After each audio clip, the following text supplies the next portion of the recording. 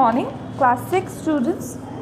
I would like to welcome all of you in the digital class session of mathematics.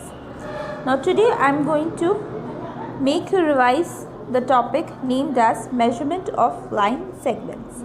Okay, so please make sure that you are paying attention in class in order to get the concepts absolutely clear. So let's start with today's discussion. So to measure anything, what we should be knowing, we have to have the idea, or we need to know the unit of measurement. So in metric system, the standard unit for measurement of length is meter. Meter is generally denoted as small m.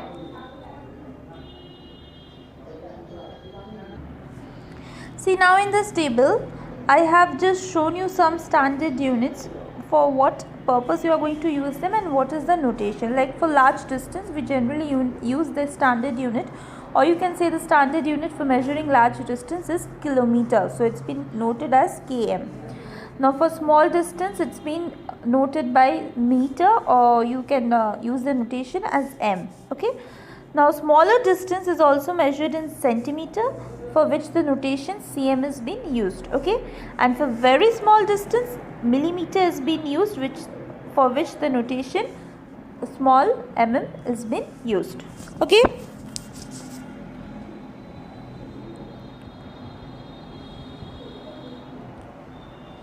So now understand this concept properly. Like meter, as I told you, the standard unit of measurement. So now if it increases and if it decreases, what we are getting. Okay.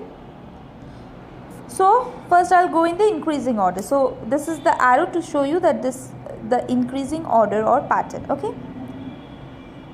So when meter has been increased, it's increasing to the unit known as decameter.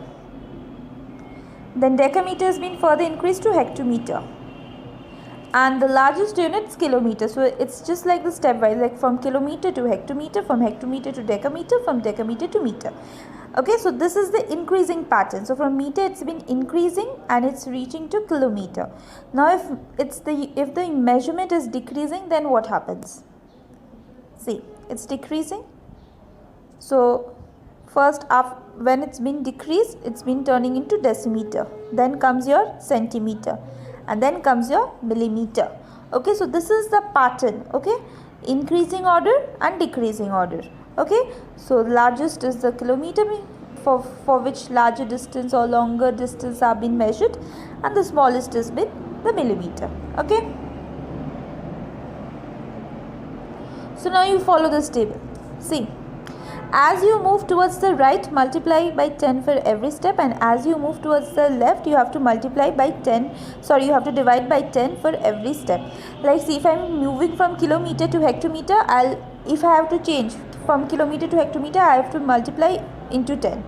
If I need to multiply if I want to change to hectometer to decameter, I have to multiply with 10. Again from decameter to meter, multiply by 10. Again from meter to decimeter, multiply by 10. Again from decimeter to centimeter, multiply by 10. Again from centimeter to millimeter, multiply by 10. So that means if it's been told that you have to change from kilometer to meter, so how many times you have to multiply? You have to multiply into 1000. Why? Because see, this is 1. And how many places you have to move? 1, 2, 3. So 1 from where you are starting, and 3 places you have to move. So that's why 3 zeros. So it's turning to 1000. So therefore 1 kilometer is equivalent to 1000 meters. Okay. And if I need to change from like meter to kilometer, I have to divide. Now see, follow from here. If I need to change from millimeter to centimeter, I will be dividing. If I am changing from centimeter to decimeter, I will be dividing. Again from centimeter to meter, I will be dividing divided by 10. Now why divided by 10? Because for each step I am moving one time. That's why it's divided by 10 or multiplied by 10. Okay. See, now this one also, from meter to decameter, divided by 10. From decameter to hectometer, divided by 10. Again from hectometer to kilometer, divided by 10. So for each step, if you are moving right, you will be multiplying, and if you are moving left, you have to divide by 10. Okay. Now if it's been told that you have to convert meter into kilometer, that means what? 1 and 3 places you will be moving, that means it will be divided by 1000. Okay, so this table you have to know.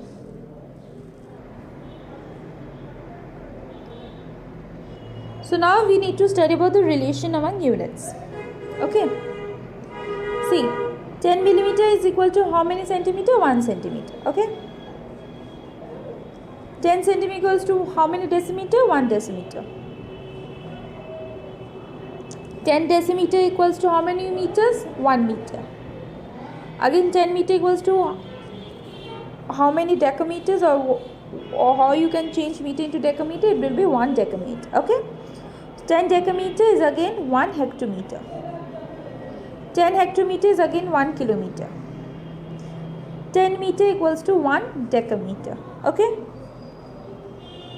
But these are the relation, but the commonly used units are, just see, 10 millimeter equals to 1 centimeter.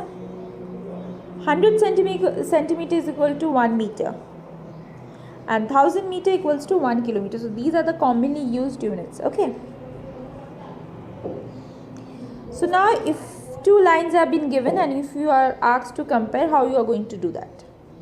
Follow the rules properly. First you have to find out the difference in length. Like a scale has a length of 15 centimeter and you are being told that a pencil has a length of 10 centimeter. So how will you do the comparison? First you will be finding the difference, so difference between the length of a scale and a pencil. See? So 15 minus 10 equals to 5 centimeter. Alright. Now, so if it's been told 15 centimeter minus 10 centimeter equals to 5 centimeter, that means what does it stands for? So it stands, or you can say in this way, that the pencil is 5 centimeter more smaller than the scale, because 5 centimeter is the difference. So obviously this pencil is 5 centimeter smaller than the scale, or you can say other way around, that the scale is 5 centimeter larger than the pencil. Okay, so both the ways are correct. Now the second method is by finding out the ratio of the length. So how will you do that? See, a pencil box is 12 centimeter long and a chalk is 4 centimeter long. So the data are being provided. So now you find the ratio of pencil by chalk. So what will be pencil by chalk? Pencil was 12, chalk was 4, so 12 by 4 equals to 3. Okay. The next one is ratio of chalk by pencil. That means what? 4 by 12, that is 1 by 3, right? Now you have to write it by 1 by 3 like this. Okay. I hope you remember how you need to demonstrate the fractional part, because I have just shown you like this, but you have to write like this, 4 by 12, which will get reduced and it will be changing into 1 by 3. Okay. So the same thing will be followed. Okay. And last but not the least is that you need to divide it by, means you have to compare by a divider. So the third method is comparison by divider. So divider picture you can also see in this presentation. I have shown you the picture at the beginning also, and then you, as I solve the sum, you will be able to see. The divider is basically an instrument which is used for measuring length. It has 2 legs with pins fixed on both the legs. Okay. See, you can see the picture of a divider. See this one. Okay, this is the picture of a divider. So how you are going to use this? Like you have to place one leg of the divider on the point P, okay, on this point, and you have to stretch this other leg into point Q. Okay. Okay, it's just like this. Wait, I'm showing you. So as you can see, as I told you, these are the two ends. Okay. See, these are the two ends. So one end will be given, you have to put one end over here, and another end you have to put over here. Okay. So the opening, that means the length which you need to require to open this, because you are stretching one end over here and you are stretching the other end over here. So the opening of the divider will be termed as your distance.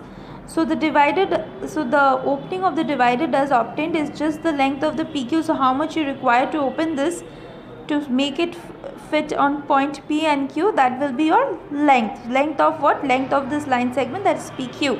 Length of this line particularly. Now place one end of the leg of the divider on point R and the other you have to meet at S. The same procedure. So what will be the length that is required to open it, that will be the length of this RS. Okay, so you will be observing three situations. Okay, first one, the other leg of the divider fall exacting on point S, then your PQ equals to RS. So what are those situations? Like the other leg of the divider which falls exacting on point S, then your PQ will be equals to RS. And the other leg of the divider falls on point S which is beyond point Q, then what will happen? Obviously it's beyond point Q, it's falling on S but which is beyond point Q. That means what? Obviously RS is going to be greater than PQ. Okay, right? PQ will be, you can represent in two ways. PQ is smaller than RS, and or you can represent that RS is greater than PQ. Okay, the other leg of the divider falls on point S which is before point Q. So this is my S. So the other leg which is falling on point S, it's obviously it's before the point Q. So how you will be representing it, that PQ is greater than RS or RS is less than PQ. Okay, so if we have to compare the longer segment, the divider cannot be used as it has got some limitations. Yes, very true. If it's a very longer segment, obviously you cannot use a divider. So we need to use, in that case we need to use a tape or a thread for that purpose. Okay.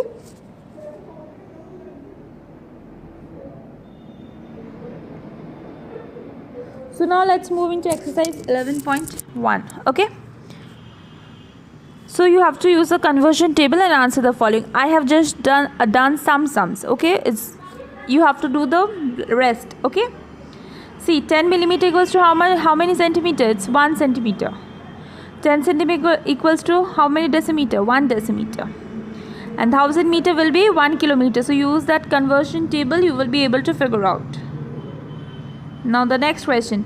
Two line segments AB and CD are given. So these are your two line segments. See, this one is your AB and this one is your CD. So now what's been told? It has been asked that you have to prove that AB is greater than CD. How you are going to do? See. Obviously you have to measure the line segment by scale. This is your first step. I have explained this step because they have asked to explain it. Then you have to obviously stress the copy of AB. You have to see how you have to stress the measurement of AB. Okay, now this isn't in small, you will be writing in capital. Okay. See, I have also changed it into blocks. So you have to first stress the copy of AB and then you have to superimpose that length on CD. So if AB is falling short on CD, then obviously AB is less than CD. Or you can say that